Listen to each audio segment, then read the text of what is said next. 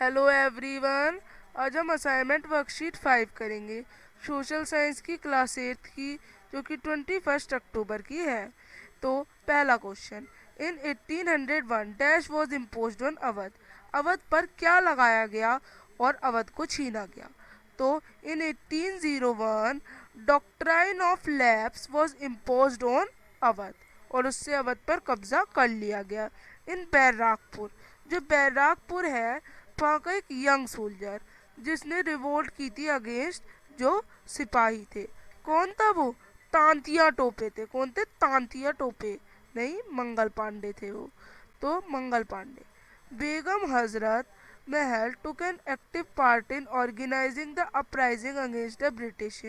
तो बेगम हजरत महल कहाँ से लड़ रही थी? उन्होंने कहाँ से ये विद्रोह करा था? उन्होंने कानपुर से ही विद्रोह करा था। आगे, विच मुगल एम्परर जो थे, उन्होंने एक्सेप्ट की थी demand of the rebel soldiers, जो सोल्जर्स थे कि उनकी डिमांड एक्सेप्ट की थी कि जो राजा है वो भी लड़े। तो ये कौन से मुगल रूलर थे? बहादुर शाह जफर। अब विच ऑफ द फॉलोइंग, कौन सा जो रिवॉल्ट था 1857 का बिहार में, और इसे किसने लड़ा था? तो कुनवार सिंह ने इन्हें लड़ा था। अब six, the British tried to suppress the revolt of 1857। उन्होंने कैसे 1857 के रिवॉल्ट को शांत करने की कोशिश की? बाय फोर्स से, और अनाउंसिंग रिवॉर्ड अनाउंस करके for the loyal hand lowers. तो जो अच्छे जो उनके साथ थे उनको अवार्ड्स दिए और फोर्स लगाई, जिसकी वजह से उनने फिर से रिवॉल्ट को शांत कर दिया। अब आफ्टर द रिवॉल्ट, जब नए रूल बने, तो जो गवर्नर जनरल ऑफ इंडिया थे उनको क्या नाम दे दिया गया? उनका क्या नाम रख दिया गया? अब वाइस रॉय। क्या रखा गया? वाइस रॉय। अब विच ऑफ द फॉलोइंग जो था वो रिजल्ट था रिवॉल्ट ऑफ 1857 का।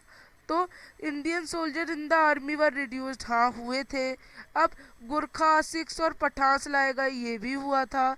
और India was placed directly under the British crown, ये भी हुआ था। तो आप ऑल ऑफ द एबव को टिक करेंगे।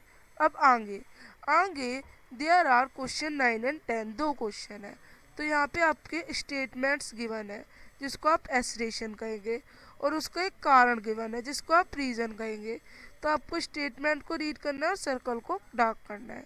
पहला कि बोथ एसरेशन और रीजन ट्रू होंगे, बट जो उसकी रीजन है वो गलत, उसका रीजन भी करेक्ट होगा। पर एसरेशन रीजन दोनों करेक्ट होंगे, पर जो स्टेटमेंट है उसका रीजन वो नहीं होगा। या तो फिर एसरेशन ही गलत होगी और रीजन भी, या तो फिर एसरेशन सही होगी रीजन ही गलत होगा, या एसरेशन ही गलत होगी रीजन करेक्ट होगा। तो आफ्टर 1830 जो कंपनी थी उसने अलाउड किया क्रिश्चियन मिशनरीज को टू फंक्शन फ्रीली, हुआ था। इन 1850 एक नया लॉ पास हुआ to make conversion to Christianity, yes ये भी हुआ।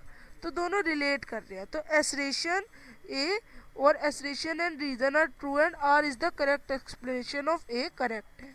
अब बी 10th, in 1824 the सिपाही refused to go to the Burma through sea route. उन्होंने सी रूट बुर्मा जाने के लिए सी रूट नहीं चुना। क्यों? Many believe that they will loss their religion and caste if they cross sea. हाँ, क्योंकि एक लॉ बना था। तो ए ऑप्शन आपका करेक्ट है। आप इस तरह से ये वर्कशीट असाइनमेंट करेंगे। अब हम मिलेंगे अगले वर्कशीट असाइनमेंट्स के संग।